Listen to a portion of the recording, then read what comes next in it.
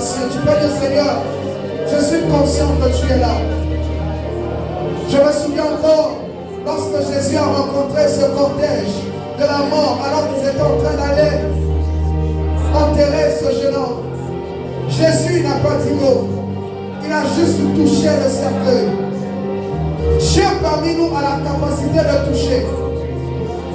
toucher ta destinée, afin qu'il y ait la vie. Seigneur, nous avons besoin de toi. Viens et règne. Glorifie-toi. Au nom de Jésus. Nous te célébrons, Seigneur. Nous t'acclamons, Jésus. Nous t'honorons pour tes princes de terre. Nous pouvons te célébrer pour rassembler le nom des actions de grâce. Pour que le règne de les circonstances. Au nom de Jésus.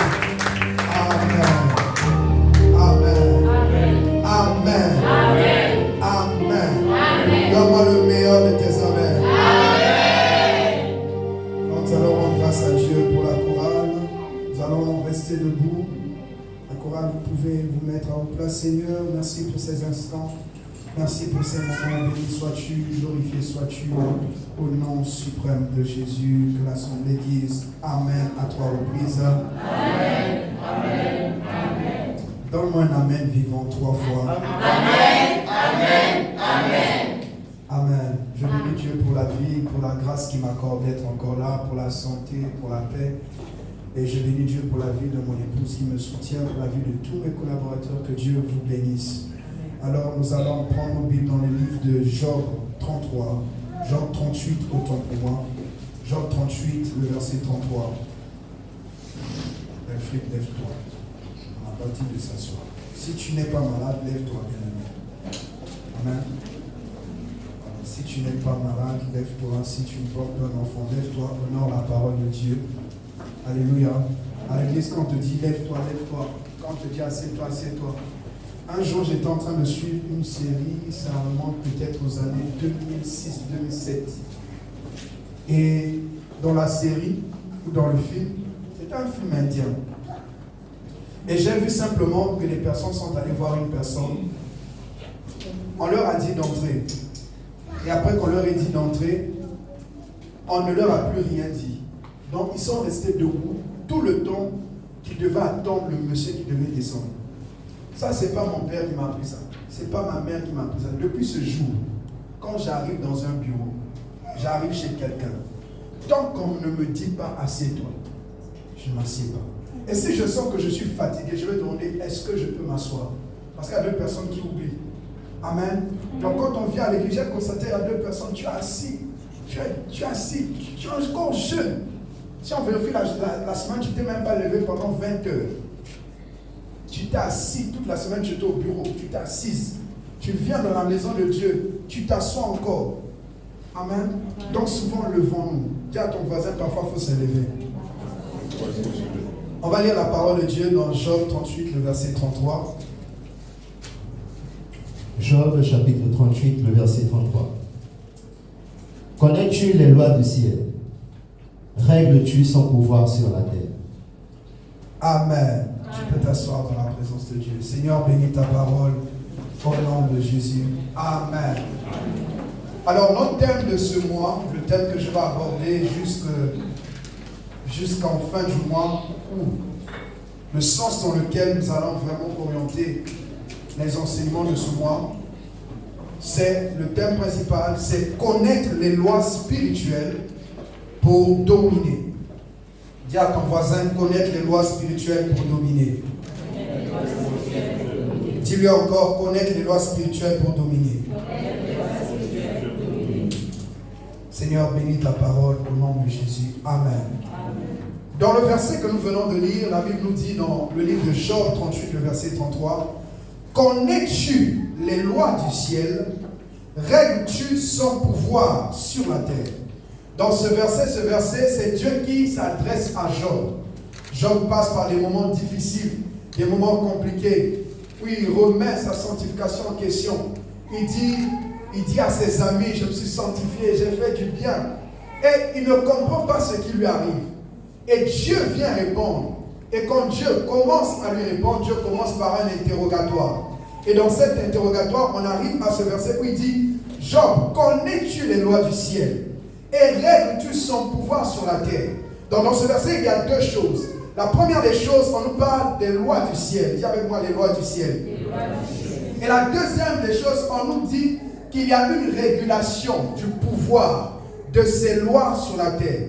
Mais quand on dit règles-tu son pouvoir, on ne dit pas règles-tu ses pouvoirs, on dit règles-tu son pouvoir. Alors, qu'est-ce que la loi? Lorsqu'on dit la loi, en fait, la loi est un ensemble de règles. La loi, c'est un ensemble de règles. C'est un ensemble de règles. La loi est une règle ou un ensemble de règles qui sont établies par une autorité dans une société ou dans une nation. Donc lorsqu'on parle de la loi, c'est une règle ou un ensemble de règles qui sont établies dans une société par une autorité.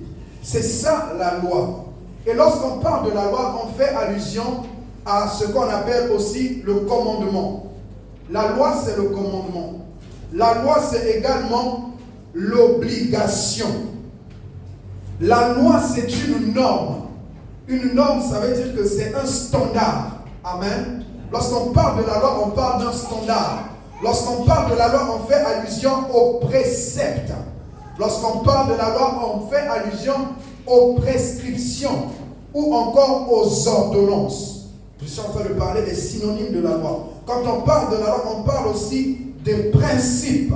Quand on parle de la loi, on parle aussi de la vérité. Donc lorsque je parle des lois spirituelles, nous parlons des commandements, nous parlons des préceptes, nous parlons des normes, nous parlons des principes, nous parlons des obligations, nous parlons des prescriptions, nous parlons des ordonnances, nous parlons également des vérités. Alléluia. Et dans ce verset, nous avons lu, connais-tu les lois du ciel? Et lorsqu'on parle du mot loi ici, ce mot se traduit par shamaïm en hébreu. Le mot shamaïm a trois significations. Mais la signification qui nous importe ici, ciel, de shamaïm, c'est en fait la demeure de Dieu. La demeure de Dieu. Donc Dieu dit à Job, connais-tu les lois qui viennent de la demeure de Dieu? Connais-tu les principes qui viennent du trône de Dieu, là où Dieu demeure, là où Dieu habite? Est-ce que tu connais Dieu qui habite une lumière inaccessible? Il y a une loi qui vient de cette lumière inaccessible. Et il y a son pouvoir qui est réglé sur la terre. Il lui demande, est-ce que tu connais ces choses? Qu'il y a une loi qui vient du ciel. Qu'il y a des principes qui viennent du ciel. Parce que pour Job, Job c'était un homme droit. Job en fait veut dire, son nom même veut dire, Dieu a établi. C'était une personne que Dieu a établie dans la richesse. C'était une personne qui était bien dans sa vie. Un beau mariage, des enfants, beaucoup d'argent, beaucoup d'entreprises, beaucoup de serviteurs. La vie est belle, oh là là. Et Job, il était saint, se sanctifiait. Quand ses enfants pêchent, il les sanctifie, il fait les sacrifices, il respecte les principes. Et Job, dans sa manière de penser, il était dans une pensée selon laquelle on marche avec Dieu selon la méritocratie. C'est tu avec moi? Pour lui, quand on est avec Dieu, Dieu nous fait du bien à cause du mérite. Ça veut dire que si je me sanctifie, si je marche dans la droiture, Dieu va me bénir. Comme je suis saint, comme je suis droit, aucun malheur ne peut m'arriver. Et pour lui, c'était ça. C'était sa manière de penser. Mais cette manière de penser n'était pas en fait la loi du ciel. Dans la loi du ciel, les choses ne marchent pas ici. C'est pas parce que tu es saint que tu n'auras pas de problème. C'est pas parce que tu es pur qu'on ne va pas en fait te lapider ou te combattre. Non. Dieu, dans les principes du ciel, il est en train d'introduire ce qu'on appelle la grâce. Il est en train d'introduire en fait ce qu'on appelle quoi d'autre? La miséricorde. Ça veut dire que lorsque Dieu te fait du bien, c'est par sa grâce. C'est par sa miséricorde. Mais aussi encore plus par sa souveraineté. Parce que pour Job, comme je suis bien, aucun malheur ne doit m'arriver. Et il y a beaucoup de gens qui pensent comme ça. Parce que je paye ma dîme, parce que je suis droit, parce que je vais à l'église, aucun malheur ne doit m'arriver. Ça, ce n'est pas les lois du ciel. Les lois du ciel sont différentes. Et Dieu est en train de modeler la pensée de Job pour lui dire, malgré que Dieu est établi, tu ne connais pas encore bien les lois du ciel. Dieu parle à des gens qu'il a établis, mais parle aussi à une autre catégorie de personnes qu'il veut établir. Parce que ces personnes se disent que parce que je suis comme ça, Dieu va faire ceci pour moi. Détrompe-toi, rentre dans la dimension de la grâce. Je crois que quelqu'un allait me dire Amen. Amen. La grâce est au-delà des mérites. La miséricorde de Dieu est au-delà des mérites. La souveraineté de Dieu agit au-delà de ce que l'on peut penser ou imaginer. C'est ainsi qu'il lui dit, connais-tu les lois du ciel? Et est-ce que c'est toi qui règles le pouvoir des lois du ciel ou de la loi du ciel sur la terre? Et Job a vécu avant Abraham. Donc c'est le livre le plus vieux de la Bible. Donc le mot ici loi ne pouvait pas être traduit parce qu'il n'y a pas encore la nation hébraïque. Il n'y a pas encore la Torah. Mais on va voir quelque chose. Qu'après cela, Dieu lui-même va venir rétablir Job. Parce que Job avait compris. C'était quelqu'un que Dieu avait établi. Dieu l'a fait passer par des choses compliquées. Après encore, la Bible dit, Dieu rétablit Job. Je vois quelqu'un comprendre les lois de Dieu. Et je vois quelqu'un être rétabli au nom de Jésus. Je vois quelqu'un qui était béni avant, qui passe par la misère. Mais Dieu vient pour te faire comprendre les choses et pour te rétablir au nom de Jésus. Je vois Dieu emmener quelqu'un à une autre dimension. Il y a des gens à un certain moment, ils n'ont pas péché. Ils ne voient plus la manifestation de l'onction. Ils se disent, qu'est-ce que j'ai fait? Tu n'as rien fait. Tu dois comprendre qu'à un certain niveau, même l'onction ne se manifeste pas à cause de tes jeûnes, à cause de tes prières. Tout est grâce. Donne-moi un amen. Amen. Je vois l'onction du rétablissement au nom de Jésus. Amen. Et après Job, on voit donc que Dieu va apparaître à Abraham.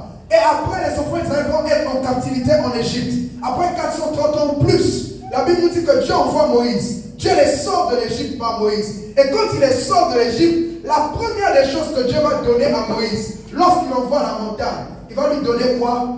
La loi. Les 10 commandements. Il va lui donner la Torah. Lorsque Dieu nous sort du monde, il nous emmène en Christ. La première des choses que Dieu nous donne, c'est sa loi. La première des choses que Dieu nous donne, c'est sa parole. Parce que la parole est l'ensemble des règles. Quand on dit les lois du ciel, toutes les lois du ciel sont régies par la parole de Dieu. Voilà pourquoi il a dit, connais-tu les lois? Et par la suite, il dit, règles-tu sans pouvoir. Alléluia. Donc à ce niveau-là, Dieu donne la loi, il donne les commandements. Et quand il finit, il dit aux enfants d'Israël de marcher selon cela. Donc Dieu ne peut pas marcher avec un homme. Dieu ne peut pas marcher avec une femme. Tant que ce dernier ou cette dernière n'a pas encore appris à comprendre les principes des lois de Dieu. La nation d'Israël ne pouvait pas devenir nation s'il n'avait pas une constitution. Ce qui fait un pays, c'est sa constitution. Ce qui fait une nation, c'est sa loi. Et il fallait que Dieu puisse donner une loi pour qu'il devienne un peuple, une nation. Tant que tu ne comprends pas encore les lois de Dieu, tant que tu ne comprends pas encore les principes de Dieu, tu ne peux pas atteindre la dimension pleine de ce que Jésus a prévu pour toi. Je parle à quelqu'un. Si tu ne comprends pas les lois de Dieu, si tu n'as pas encore compris la Torah de Dieu, tu ne peux pas rentrer pleinement dans ce à quoi Dieu t'a établi. Donne-moi un amen. Amen. Alléluia. Connais-tu les lois du ciel? Et lorsqu'on parle de Torah, la loi, on est pour le mot Torah, la loi, ça veut dire prescription. Ça veut dire ordre dans le sacerdoce. Comment les sacrificateurs doivent être ordonnés. Ça veut aussi dire instruction prophétique. Alléluia. Une personne qui n'est pas dans la parole de Dieu, qui ne marche pas selon la parole de Dieu, ne peut pas être prophétique. Ne peut pas marcher selon Dieu. Donc nous avons besoin des préceptes de Dieu. Alléluia. Donc il lui dit, connais-tu les lois du ciel? Et lorsqu'on parle du ciel, c'est simplement, quand on parle des lois spirituelles, on parle des lois qui viennent de ce qui est spirituel. Dieu est esprit. Et tous ceux qui l'adorent doivent l'adorer en esprit et en vérité. Alléluia. Donc c'est ainsi que Dieu a donné la loi. Et Dieu a donné à Moïse cette loi pour qu'il puisse marcher et atteindre les objectifs. Je vois quelqu'un atteindre ses objectifs au nom de Jésus. Amen. Alors, le premier principe que nous allons voir, c'est le principe ou la loi, la première loi. C'est la loi de la déclaration ou de la parole. Est-ce qu'on est ensemble? Est-ce que ça avance? Ça passe ou ça casse? Je t'entends pas, ça passe ou ça casse? Bien. La loi de la déclaration ou de la parole. La première loi que nous voyons, c'est la loi de la déclaration ou de la parole. Nous allons lire la parole de Dieu dans Jean 1, 1 à 3. Jean 1, 1 à 3. La Bible nous dit ceci. Au commencement était la parole. Et la parole était avec Dieu. Et la parole était Dieu. Elle était au commencement avec Dieu. Toutes choses ont été faites par elle. Et rien de ce qui a été fait n'a été fait sans elle. Alléluia. Genèse 1, le verset 3. Genèse 1, le verset 3 nous dit, la Bible nous dit, Dieu dit que la lumière soit et la lumière fut. Alors, la première loi qui est la loi de la déclaration de la parole, quel est le rôle de cette loi? Le rôle de cette loi, simplement, la loi de la déclaration ou de la parole, permet d'établir les choses dans le spirituel et dans le physique. La loi de la parole ou de la déclaration permet d'établir les choses dans le spirituel et dans le physique. Elle permet d'appeler les choses qui n'existent pas à l'existence. Alléluia. La loi de la parole permet de gouverner et d'organiser toutes choses sur la terre. La loi de la parole permet de gouverner et d'organiser toutes choses sur la terre. Il y a le docteur Cher Diallo qui a écrit un livre qu'il a intitulé La parole gouverne le monde. Je ne sais pas s'il y a des gens qui ont déjà entendu parler de ça. Ce livre-là, il a dit la parole gouverne le monde. Écoutez, tout ce qui est fait sur la terre est régi par la parole. C'est la raison pour laquelle la Bible nous dit au commencement était la parole. Tout ce que tu vis, tout ce que tu ressens, tout ce que tu es, tout ce que tu as, tout ce que tu seras, tout ce que tu es en train de devenir est la conséquence d'une parole ou de plusieurs paroles. C'est la raison pour laquelle tu ne dois pas prendre à la légère ce que tu dis. C'est la raison pour laquelle, en fait, tu dois savoir comment gérer les choses. Dieu a dit que la lumière soit. La lumière apparut. Imaginez-vous, je dis ampoule. L'ampoule apparaît dans l'air. Et commence à être là. Je dis bon, voiture. La voiture apparaît et tout commence à aller. Écoute-moi, la parole est puissante pour créer ce qu'il n'y a pas. Si tu n'as pas quelque chose dans ta vie, arrête de dire de mauvaises choses. Commence à créer cela par ta parole. Commence à appeler cela par la parole. Alléluia. La Bible nous dit ceci, que Dieu a établi l'homme dans le jardin d'Éden. Et lorsqu'il a fini d'établir l'homme, il a fini lui-même d'expérimenter, d'établir le principe de la parole. Après cela, il dit, on va envoyer les animaux vers l'homme. On va voir comment il va faire quoi? Les appeler. Comment il va les nommer. Si l'homme avait appelé le chat du nom de chien et le chien du nom d'éléphant, nous tous devons les appeler comme ça. Écoute, Dieu, le premier pouvoir qu'il a donné à l'homme, ou la première mission qu'il a donnée à l'homme, c'était d'exercer la parole. C'était d'exercer sa langue. L'homme n'avait pas de Bible. L'homme n'avait pas de Bible. L'homme n'avait pas de livre. Mais son esprit était connecté à celui qui est la parole créatrice. Et tout ce qu'il pouvait dire pouvait rester. Il y a combien d'espèces d'animaux sur la terre? Il y a combien d'espèces d'animaux? Il a commencé à citer. Il a dit, toi on va t'appeler éléphant, toi on va t'appeler girafe, toi on va t'appeler dauphin, toi on va t'appeler requin, toi on va t'appeler tilapia, toi on va t'appeler canard, toi on va t'appeler ceci. La puissance de la parole et tout ce qu'il a déclaré est resté. Je vais dire à quelqu'un, ce que tu ne comprends pas, c'est que Dieu t'a donné une bouche. Ce que tu ne comprends pas, c'est que Dieu t'a donné la parole. Au-delà de la bouche qu'il t'a donnée, il t'a donné la Bible. Tous ceux qui ont marché avec Dieu dans la Bible n'avaient pas la Bible. Tu n'as pas compris. Tous ceux qui ont marché avec Dieu dans la Bible, Abraham n'avait pas de Bible. Isaac n'avait pas de Bible. Ok? Job n'avait pas de Bible. Mais nous avons la Bible avec nous. Ça veut dire que nous n'avons pas le droit d'échouer. Parce que Dieu nous a tout donné. Et Dieu dit, je vous ai donné une bouche à laquelle est attachée une sagesse. Donc tu as en toi la capacité de régler les choses. Alléluia. Amen. Toutes les paroles que nous disons ont un impact positif ou négatif sur notre vie. Proverbe 18, 21 nous dit que la vie et la mort sont au pouvoir, sous le pouvoir de la langue. Ce sont des petits versets qu'on déclare tous les jours, mais dont on a du mal à pratiquer. On peut déclarer ça tous les jours. Non, de toute la manière, la vie et la mort sont au pouvoir de la langue. Mais on pratique ça quand tu es malade. Alors, assez priez pour moi. Ça va pas.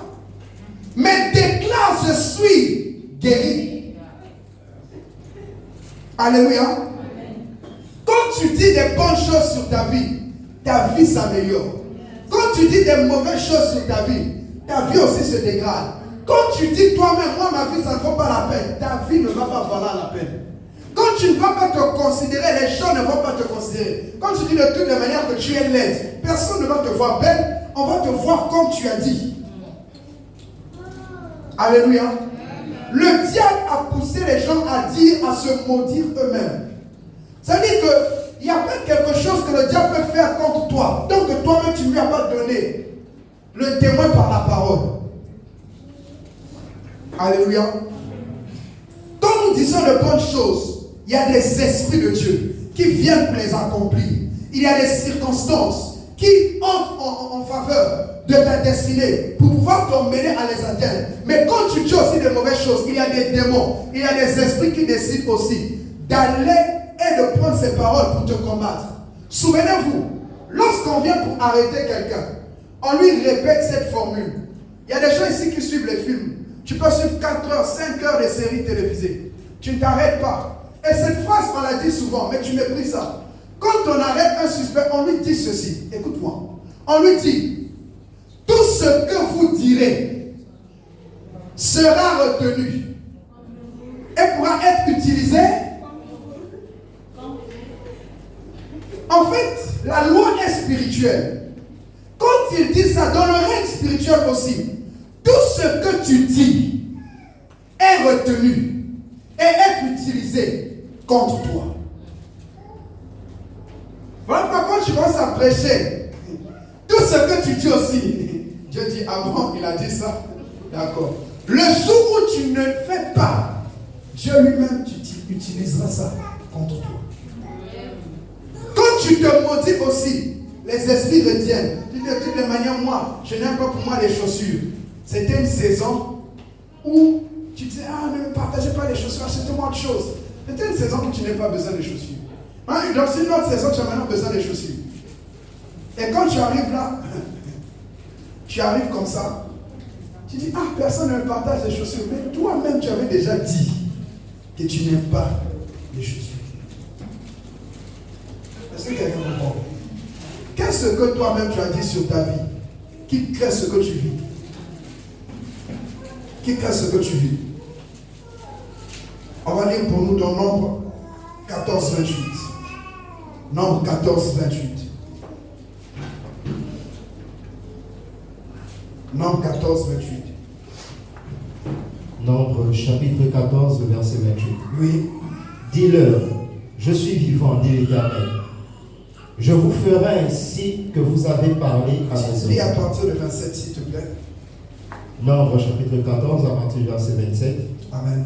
Jusqu'à quand laisserai-je cette méchante assemblée murmurer contre moi? Dieu dit, jusqu'à quand je vais laisser cette méchante assemblée murmurer contre moi? Tous les jours, ils étaient là en train de murmurer contre Dieu. Seigneur, moi, ma vie ne va pas. Si c'est comme ça, depuis comment j'étais dans le monde, c'était pas comme ça. Tu murmures. Continue, mon frère. J'ai entendu les murmures des enfants d'Israël qui murmuraient contre moi. Oui. Dis-leur, je suis vivant, dit l'Éternel. Je vous ferai ainsi que vous avez parlé à mes oreilles. Oui. Il a dit, je vous ferai ainsi que vous avez parlé à mes oreilles. Qu'est-ce qu'ils ont dit? Depuis qu'on est sorti de l'Égypte, le monsieur là nous a donné la loi. Mais ça ne marche pas. Nous, on préfère pour nous mourir dans le désert. Ils ont dit ça plusieurs fois. Dieu a dit, ce peuple m'a tenté 10 fois. Vous savez, quand tu dis certaines choses, Dieu note. Une fois, il laisse. 2 fois, il laisse. 3 fois. Quand ça arrive à un certain niveau, il dit, ok, je vais te donner ce que tu as dit. Tu dis, moi, de toutes les manières, les affaires de mariage, je veux pas. Dieu te regarde toujours. Depuis là, il n'a pas encore dit, je vais maintenant te donner ce que tu veux. Ça veut dire que j'accepte que tu restes célibataire à vie. Tu continues à dire ça à cause de ton roumain. Tu dis ça, tu dis ça, tu dis ça. Moi, les affaires de cœur, je ne fais plus. Dieu note. Même en Jésus, les sœurs ne sont pas sérieuses, Dieu note. Il y aura un jour, il va dire, je me suis décidé de faire comme il a dit à mes oreilles. Beaucoup de gens, ce qui leur arrive, ce n'est pas ce que Dieu voulait. Ce n'est pas ce que Satan voulait. C'est ce qu'eux-mêmes ils ont dit, qui est arrivé aux oreilles de Dieu. Et Dieu a dit, comme il murmure, je vais lui donner ce qu'il veut. Il y a des maladies, il y a des gens, moi je suis malade. Tu montres tellement que tu es malade. Finalement, tu vas tomber malade. J'ai rencontré une dame, elle me dit, elle était avec quelqu'un. Pour garder le monsieur, elle dit que non, je suis tombée enceinte. Et après, elle raconte encore un autre mensonge. Oh non, j'ai perdu la grossesse. Ok, ça arrive aux oreilles de Dieu. Je ne sais pas si c'est le diable qui a pris ça. Quelque temps après, avec le même monsieur, elle est tombée enceinte, elle a perdu l'enfant. Oui. Ce que tu dis sera retenu et utilisé contre toi. Donc il y a des choses, ce n'est pas Satan, c'est toi-même. Amen. Qui dit des choses contre ta vie. Et ta vie ne prospère pas. À partir d'aujourd'hui, je voudrais que tu changes ta manière de parler. Je voudrais que tu dises des bonnes choses sur ta vie. Je voudrais que tu allais dire un bon amen. Amen. Alléluia. Et la Bible dit ceci, dans Exode 10:10. Pharaon leur dit, que l'Éternel soit avec vous, tout comme je vais vous laisser aller. Vous et vos enfants, prenez garde, car le malheur est devant vous. Exode 10:10. Il dit, vous allez partir, Dieu soit avec vous, mais prenez garde, le malheur est devant vous. Il y a des gens dans leur vie, il y a des personnes qui ont prophétisé le malheur. Et tu pries maintenant, ok, on va voir jusqu'à où tu vas aller. Prie quand même. Il y a des gens, depuis que tu étais jeune, on a dit, toi, tu ne vas jamais avancer. On a vu le dimanche passé. Noé a dit que Canaan soit l'esclave des esclaves des esclaves. Il dit, le malheur va s'attendre devant. Il y a des gens, on a déclaré, le jour où tu te marieras, tu verras les maladies qui vont t'arriver. On a dit, le jour où tu vas essayer de faire une affaire, le malheur sera devant toi. Il y a des paroles qu'on a déclarées sur toi qui font que tu sois malheureuse. On a établi des mauvaises choses dans ta vie par les paroles. On a dit, celle-là, elle sera simplement la femme de plusieurs hommes. Ou on dit encore, il y a un vieux qui disait, tu es ma femme, toi si tu dis, alors que dans le monde spirituel, les transactions se font par la parole. C'est parole contre parole. Et toi, quand il te disait, tu es ma femme, toi si tu dis, c'est pas un problème. La nuit, il devient ton mari de nuit. Toi aussi, quand on dit, oh non, c'est mon mari. Moi, tu dis ça, ma fille, je te fais taire en même temps. Tu n'es pas son mari. Je vois mon fils, tu viens dire, il est mon mari. Je dis au nom de Jésus, sans effet, il n'est pas ton mari.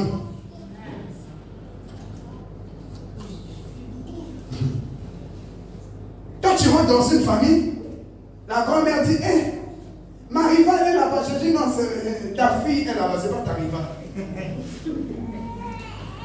Oh non, mon mari, je dis, non, ton beau-fils. Je ne dis pas ça avec impolitesse, mais quand je te réponds à l'encontre de ce que tu as dit. On dit au nom de notre femme, je dis ma femme va bien. La sorcellerie se fait dans les paroles. Refuse certaines choses. Le malheur t'attend devant. Quels sont les malheurs que tu vis qu'on a déclarés sur toi? Tu étais avec l'ex là, il a dit, le jour où tu vas me quitter, ta vie ne va plus marcher. Toi aussi tu as dit, ah, c'est juste une parole. Ce n'est pas une parole, c'est un esprit qui a été libéré pour te garder quelque part. Aujourd'hui et à partir de cette saison, ces paroles n'auront plus d'impact sur ta vie. Il y a des gens là qui, si tu quittes cette église, tu vas voir. Ils sont allés, ils n'ont jamais rien fait. Et si tu commences ce commerce, si moi je suis ton père, on va voir. Et ta vie n'avance pas. Et on dit, si toi tu veux de cet héritage, tu vas voir. Et tu tombes malade, tu te dis c'est normal.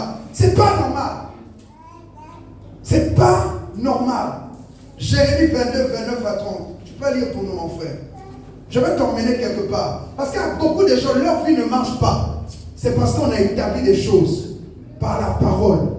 On a engagé des esprits contre toi. On a engagé des malédictions contre toi. On a engagé des choses. Moi, tu parles contre moi, je parle contre toi. Oui. Et je parle contre ce que tu dis contre moi. Vas-y, mon frère. Jérémie chapitre 22, à partir du verset 29. Amen. Terre, terre, terre, écoute la parole de l'Éternel. Ainsi parle l'Éternel. Oui. Inscrivez cet homme comme privé d'enfant. On a dit quoi? Inscrivez cet homme comme un privé d'enfant. Est-ce que tu me suis? Je veux que tu me suives. On a dit quoi? Inscrivez cet homme comme privé d'enfant. Continue, mon frère. Comme un homme dont les jours ne seront pas prospères. Comme un homme dont les jours ne seront pas prospères. Ok, première des choses, on dit, il sera stérile. Il faut retenir ça. Deuxième des choses, on dit, les jours ne seront pas prospères. Partout où il ira, chaque anniversaire, il sera triste, il sera triste. Chaque année, ces jours ne seront pas prospères. Il n'aura pas la paix de l'âme, il n'aura pas la joie dans son âme. Qu'il ne soit pas prospère. Continue. Car nul de ses descendants ne réussira à s'asseoir sur le trône de David et à régner sur Juda. On dit nul de ses descendants ne va arriver à s'asseoir sur le trône de David. Ça veut dire que dans cette famille, on dit par la parole, on les a interdits de régner. On a dit qu'ils ne vont jamais devenir chefs. Il y a des gens, on a dit, toute leur vie, elles seront stériles. Elles peuvent faire les enfants hors mariage. Mais si elles veulent se marier, elles ne font pas d'enfants. Elle peut être papa, enfant, papa, enfant, papa, enfant. Elle fait les enfants partout. Mais elle ne peut pas voir un homme. Si elle a un homme en couple, le fait d'avoir des enfants. Il y a des gens comme ça.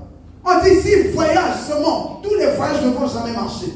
Que ces jours ne soient pas prospères. On a jeté des malédictions. Et on déclare, on va plus loin, on dit, chez eux, personne ne va jamais dominer. Ils seront toujours des esclaves. Quelle est la parole qu'on a libérée sur ta vie pour que tu ne domines jamais? On a établi des choses par la parole.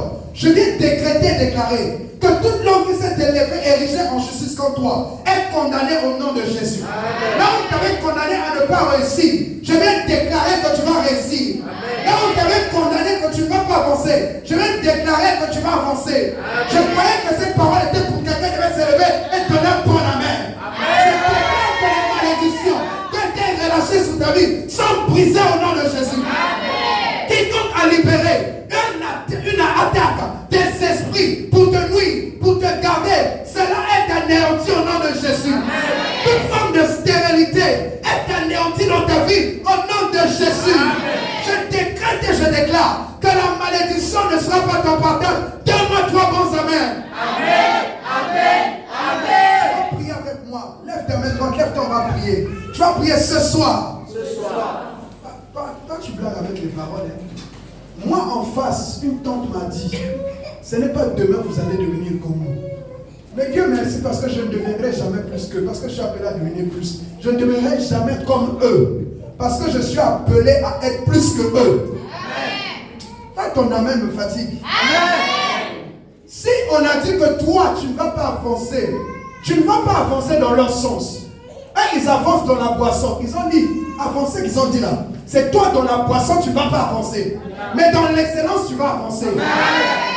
Alléluia. Amen. Déclare, Seigneur Jésus. Seigneur Jésus. Je déclare en ce soir que toute parole de malédiction, toute parole incantatoire qui a été dite sur ma vie, sur ma destinée, est anéantie. Au nom de Jésus, la Bible déclare toute langue qui s'élèvera en justice contre toi, tu la condamneras. Je condamne ces paroles au nom de Jésus. Que je les connaisse, que je ne les connaisse pas. Je m'y oppose au nom de Jésus. Au nom de Jésus. Quand nous prions, battons la main. Déclare. Prie, déclare, prie cela. Toute parole de malédiction, les paroles de pauvreté, toute parole qui a été relâchée, où on a dit que tu ne vas jamais te marier, que tu seras une prostituée, que tu ne vas jamais réussir. Déplace ton pied en battant les mains. Là on a dit que tu ne seras jamais heureux, que tu ne seras jamais heureuse.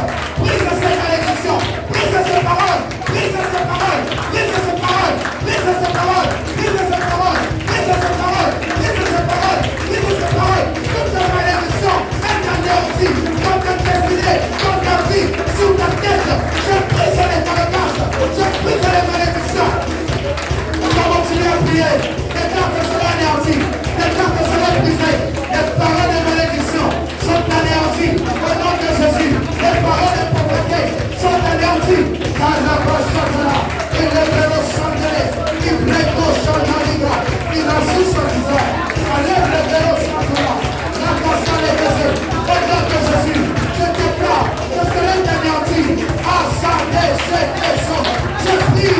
je brise ces paroles. Les incantations sont anéanties. Le malheur n'est pas vraiment de mort. Au nom de Jésus. Au nom de. Au nom de. Quand tu dis Jésus, tu vas les mettre. Au nom de. Lève ta main droite. Dis ce soir. Toute parole qui a été déclarée, selon laquelle le malheur m'atteindra devant. Je renonce à cela. Je brise cela. Au nom de Jésus, le malheur ne sera pas mon partage devant. Au nom de Jésus, tout malheur dans le court, dans le long, dans le moyen terme est anéanti. Au nom de la Bible déclare, je connais les projets que j'ai formés sur vous, des projets de paix et non de malheur, pour vous assurer un avenir et de l'espérance. Je déclare que j'ai un avenir dans le Seigneur. Je déclare que j'ai un avenir glorieux. Je déclare que j'ai un avenir grandiose. Au nom de par les mains, déclare au nom de Jésus. Déclare des paroles. Prophétise. Déclare au nom de Jésus. Déclare au nom de Jésus. Déclare au nom de Jésus. Déclare au nom de Jésus. Prie maintenant. Refuse ces mauvaises paroles. La maïa, la malassa. Le poisson, le poisson, le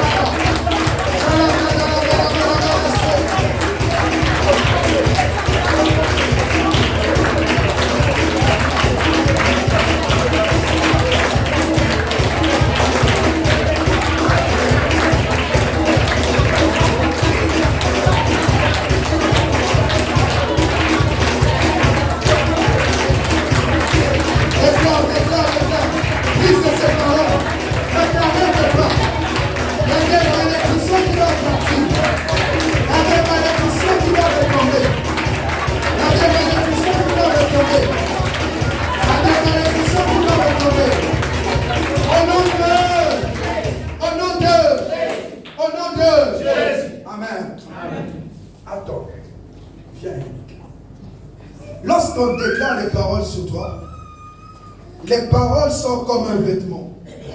Si je dis sur toi, tu es béni, ça vient, ça te couvre. Et ça reste sur toi. Si, quand en plus on déclare les paroles de malédiction, qu'est-ce que ça fait? Ça cache les gens. Il y a des choses, c'est pas qu'ils sont pas, c'est pas que ton CV n'est pas visible. C'est qu'on déclare les choses sur ton CV. Et quand ton CV arrive, c'est voilé. C'est voilé. Quand tu arrives quelque part, c'est pas que tu n'es pas belle. Dès qu'un homme veut te voir, il voit le voile. C'est pas toi qui vois. Quand on veut bénir les autres, moi Yannick, le voile vient. Il y a un oubli qui passe. Et on t'oublie comme ça. Tu vas prier, merci. Tu vas déclarer que tout voile qui a été mis sur ta vie soit déchiré. Soit déchiré. Je voudrais que tu pries. Dieu m'a dit qu'il y a des paroles.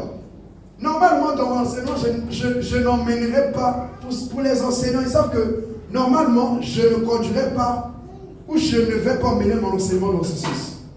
Normalement. Pour les prédicateurs et les enseignants, normalement, je ne vais pas aller dans ce sens. N'est-ce pas? Mais Dieu m'a dit qu'il y a des paroles qu'on a libérées sur les gens. Qui sont des malédictions, qui sont des paroles qu'on a libérées, qui ont bloqué les gens, qui ont voilé les gens. Et ça fait que rien n'avance. Ça fait que tout est bloqué. Ça fait que toi, tu n'es jamais visible. Quand on dit beaucoup de paroles sur quelqu'un, ça s'entasse, ça s'entasse, ça s'entasse. Et après, ça t'éteint, ça t'étouffe, ça te tue. Lève ta main avec moi. Dis au nom de Jésus. La Bible déclare que la parole de Dieu est une épée à double tranchant. Ce soir, je me saisis de cette parole et je viens maintenant déchirer tout voile qui me voilait, tout ce qu'on avait mis sur mes affaires, sur ma vie de prière, sur mes finances,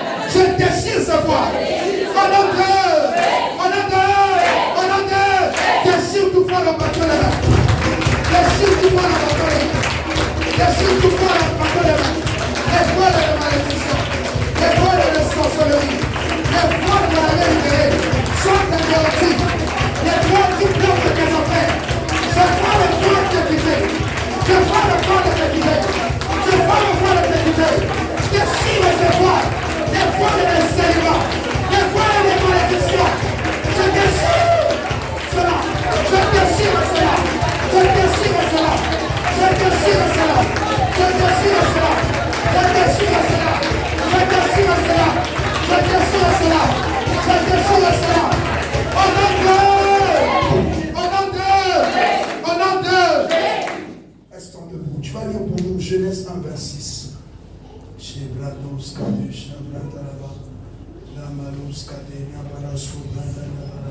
Genèse chapitre 1, le verset 26. Yeah. Puis Dieu dit, faisons l'homme à notre image, selon notre ressemblance, Oui. et qu'il domine sur les poissons de la mer. Et qu'il fasse quoi? Qu'il domine sur les poissons de la mer, Oui. sur les oiseaux du ciel, Oui. sur le bétail, Oui. sur toute la terre et sur tous les reptiles qui rampent sur la terre. Ok, Dieu est en train de l'établir dans la domination par quoi? Il est en train de faire quoi? Dieu fait quoi? Dieu et lui dit, déclarons, faisons l'homme à notre image, qu'il domine. Donc Dieu a utilisé sa parole pour permettre que l'homme soit établi. Je viens de déclarer. Tu vas simplement dire amen. Je décrète et je déclare. À partir d'aujourd'hui sur ta vie, que tout voile qui te voilait est anéanti, est déchiré au nom de Jésus. Amen. Je déclare sur ta vie qu'à partir d'aujourd'hui, tu es établi dans la domination et dans le règne, dans le nom suprême de Jésus. Amen. À partir d'aujourd'hui, la malédiction n'est plus ton partage au nom de Jésus. Amen. Je déclare sur ta vie que tu marches en roi et en reine dans tous les domaines de ta destinée au nom de Jésus.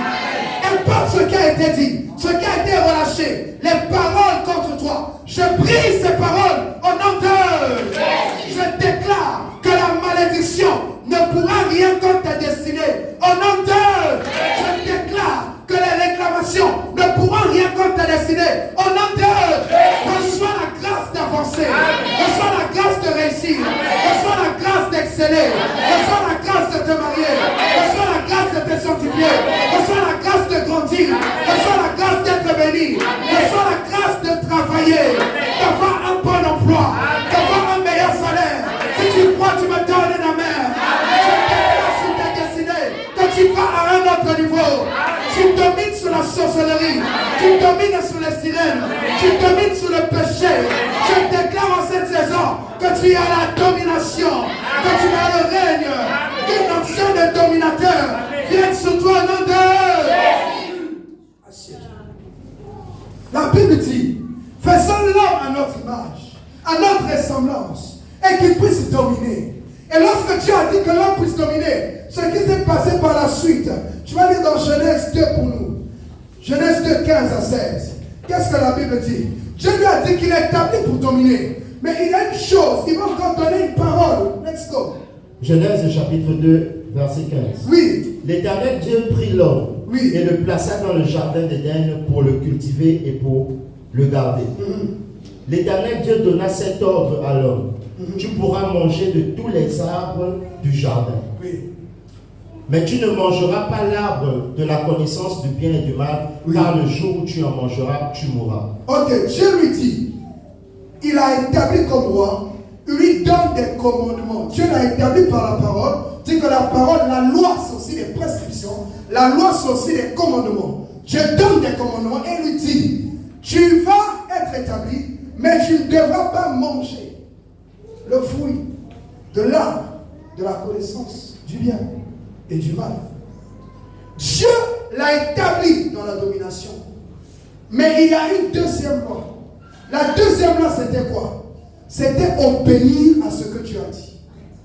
Quand tu connais la parole, tu es investi de la parole, tu reçois une parole, il faut obéir. La loi de la parole ou la loi de la déclaration nous emmène à une obéissance. Ça veut dire que s'il n'avait pas désobéi, jusqu'à présent, on ne connaîtrait pas c'est quoi la maladie. S'il n'avait pas de problème, ce jour-là, il n'avait pas désobéi, on ne connaîtrait pas c'est quoi les règles douloureuses. S'il n'avait pas désobéi, on ne connaîtrait pas c'est quoi la mort. C'est parce qu'il a désobéi qu'il y a eu un problème. La loi de la désobéissance, ou de l'obéissance, je vais dire pour. La loi de l'obéissance, c'est notre deuxième loi, permet en fait à l'homme de demeurer dans ce à quoi Dieu l'a appelé. Lorsque Dieu t'appelle à quelque chose et que tu obéis, ça te permet de rester dans ce que Dieu a prévu pour toi. Beaucoup sont sortis de leur destinée parce qu'ils ont désobéi. L'obéissance est la clé qui ouvre les portes que Dieu a mises au-devant de ta destinée. L'instruction que Dieu t'a donnée, lorsque tu obéis, ça t'ouvre une porte. Donc l'obéissance est la clé qui nous permet d'entrer quelque part. Est-ce que quelqu'un est avec moi? Amen. La loi de l'obéissance. Deuxième des choses. Je suis au point 2, la loi de l'obéissance. Rôle 1, ça te permet de demeurer dans ce que Dieu t'a donné. 2, ça te permet de pérenniser ce que Dieu a prévu pour toi. Ça veut dire que sans l'obéissance, quelqu'un ne peut pas donner une longévité à ce à quoi Dieu l'a appelé. Si quelqu'un n'obéit pas, il va sortir ou il va tuer. Il va arrêter ce à quoi Dieu l'a appelé. Donc l'obéissance va te donner de pérenniser, de donner la longévité, de permettre que les choses restent longtemps. Alléluia. Troisième des choses, l'obéissance est le pont ou l'ascenseur qui nous emmène à la prochaine étape. La loi de l'obéissance te permet d'entrer, de rester dans le plan de Dieu. Te permet de pérenniser, de rendre plus lent, plus longtemps, rester ou donner une longévité. Troisième des choses, ça te permet de passer d'un point A à un point B. Si tu n'obéis pas, tu n'iras pas à la prochaine étape.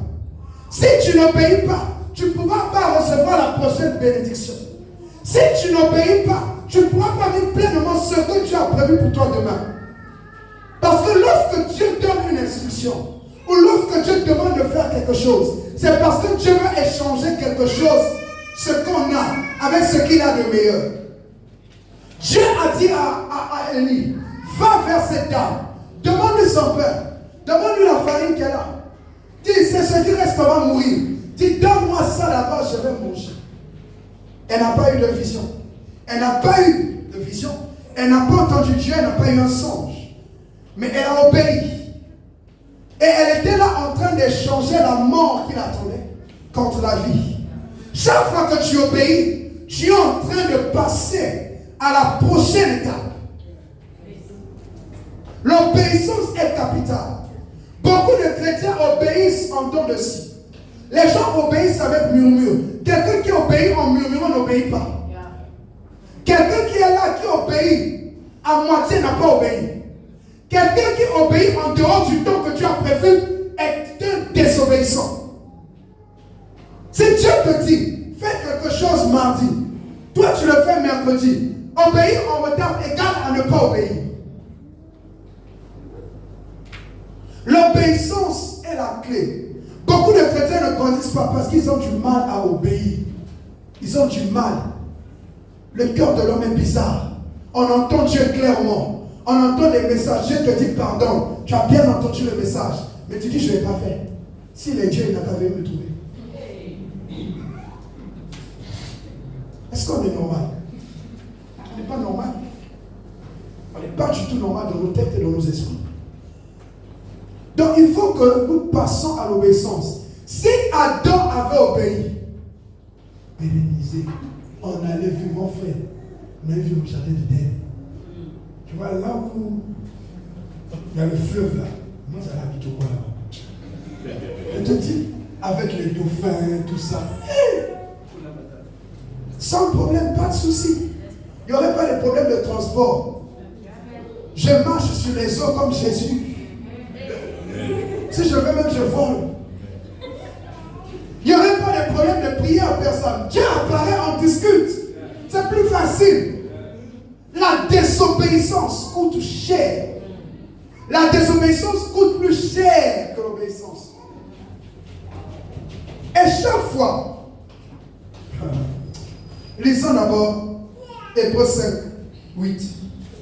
Hébreux 5, 8. Hébreux 5, 8. Hébreux chapitre 5, verset 8. Oui. A appris, bien qu'il fût fils L'obéissance par les choses qu'il a souffert. Jésus a appris, bien qu'il fût fils, quoi? L'obéissance par les choses qu'il a souffert. Écoute-moi, l'obéissance s'apprend dans la souffrance. Quand quelqu'un n'obéit pas, la douleur reste et s'accentue. Vaut mieux que tu obéis. Une fois que tu as mal, on passe. Parce que chaque fois que tu n'obéis pas, la douleur va se multiplier. Apparemment, les gens ne comprennent pas. Dieu te dit, va prendre des cours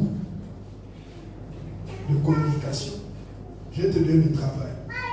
Le gars, il dit, il ne va pas partir.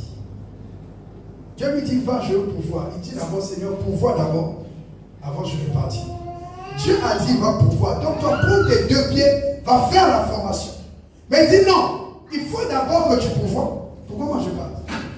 Pendant ce temps, il n'a pas de travail, il continue à souffrir, il continue à galérer, il continue à dormir à famille. Donc, la souffrance qui devait être raccourcie, va faire quoi? Va être rallongée. Parce que la personne refuse d'obéir. Chaque fois que quelqu'un refuse d'obéir, sa condition devient pire. Maintenant, lisons Samuel, 2 Samuel. 1 Samuel, autant pour moi, 15, 22 à 23. 1 Samuel, 15, 22 à 23. 1 Samuel, chapitre 15, versets 22 à 23. Oui.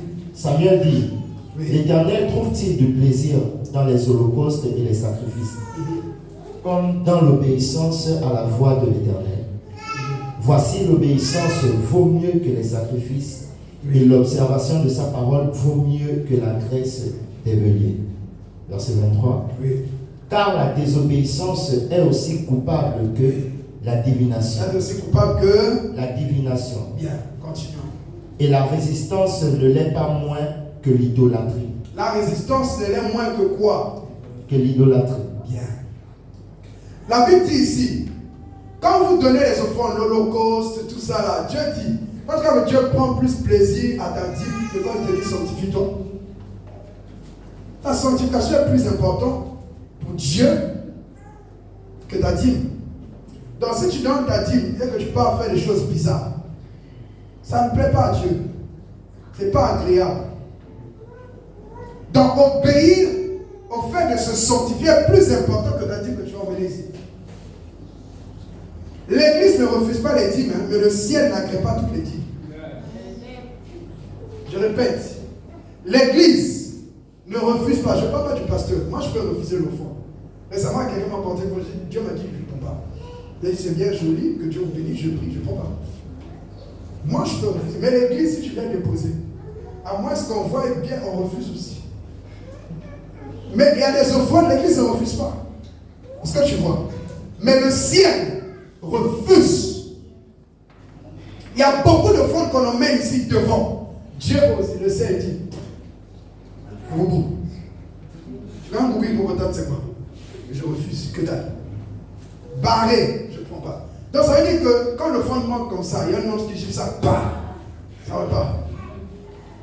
Ça va monter comme ça, il y a un autre qui joue. Vraiment dit, bah, il renvoie. Ça ne monte pas ici.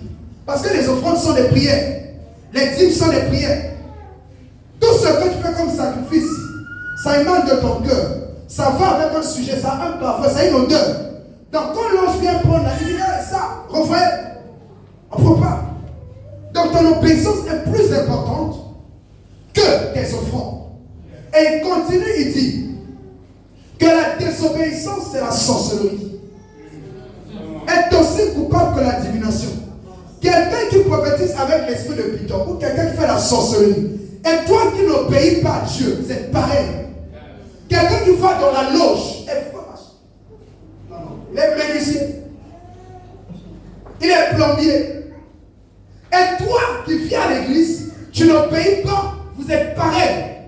Celui qui part chercher les joujous, les fétiches, vous êtes pareil. Celui qui enfoute les hommes, ou celle qui part chercher les enfouissements pour attirer les hommes, et toi qui désobéis, vous êtes pareil, vous êtes des sorciers. C'est ce que ça veut dire. Donc quand quelqu'un n'obéit pas, c'est un sorcier. Tu es dans la sorcellerie inconsciente. Tu es un agent actif et inconscient du diable. Parce que ta désobéissance ralentit le mouvement de Dieu. Donc chaque fois que quelqu'un désobéit de manière, il est en train de dire, Seigneur, moi je suis sorcier. Seigneur, moi je suis sorcier. Seigneur, moi je suis sorcier. Arrête de dire le grand-père te bloque. C'est toi-même qui te bloque. C'est toi-même qui bloque même le grand-père. Parce que la délivrance du grand-père dépend de ton obéissance. Tu es plus sorcier que les sorciers du village. Tu les bloques. Parce que tu désobéis à la voix de Dieu. Et on dit encore, la résistance est aussi coupable de l'idolâtrie. Quand quelqu'un, Dieu lui dit donne, il dit je ne fais pas. Ça veut dire que toi et ceux qui partent adorer les idoles, ils se prosternent devant les cocotiers, devant toi tu es comme eux. Ceux qui font des idoles de bois là, ils vont au bois sacré. Voilà, ils racontent ce qu'ils racontent. Ils jettent les œufs. Et toi qui résistes à Dieu, et eux, vous êtes des idolâtres. Regarde comment tu désobéis. Tu es sorcier. Tu bloques l'église. Tu bloques ta famille. Tu résistes à Dieu. Tu es ton propre Dieu. Personne ne peut dominer sans obéissance. Dans l'armée, on n'élève pas les gens qui ont les muscles. On élève les gens qui se plient. Parce que l'obéissance va de pair avec la soumission. C'est pas celui qui est plus intelligent qui réussit toujours dans l'entreprise. C'est celui qui plaît au cœur du patron.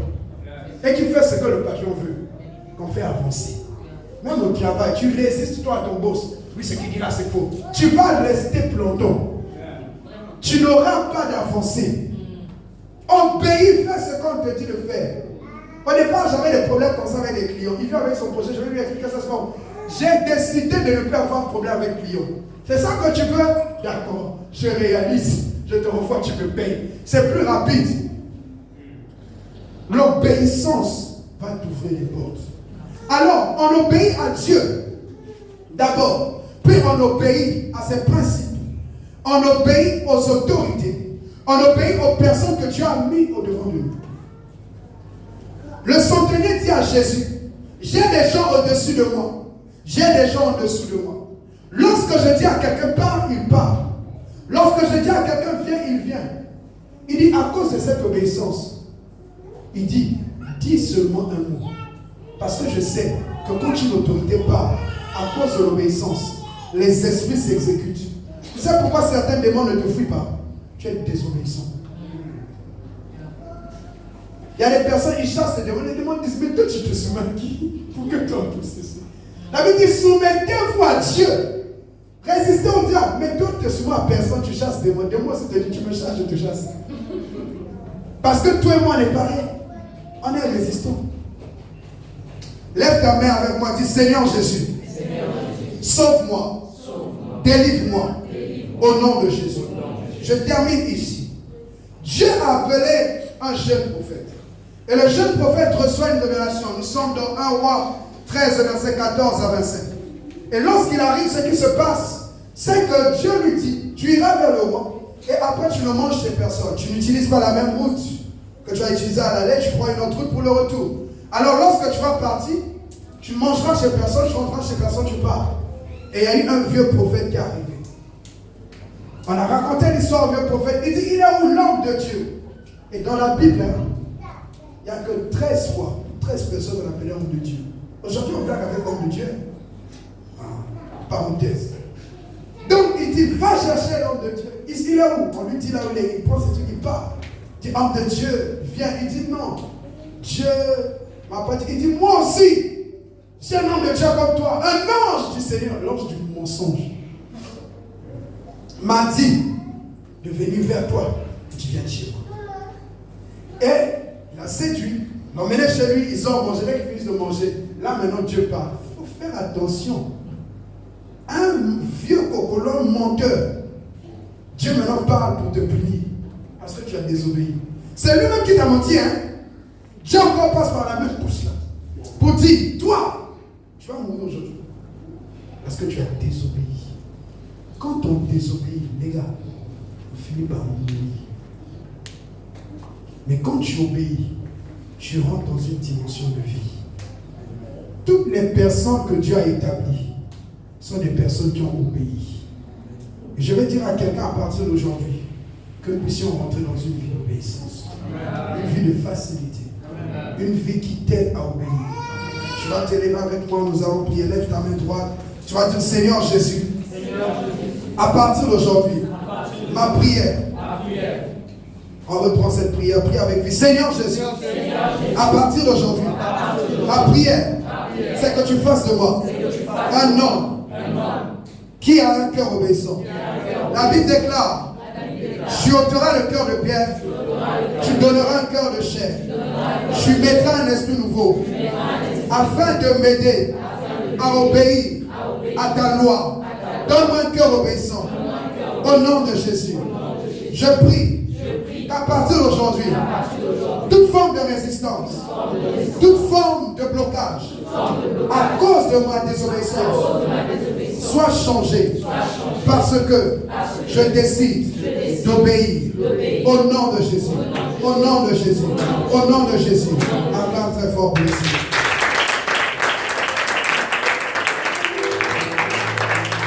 Acclame très fort pour le Seigneur.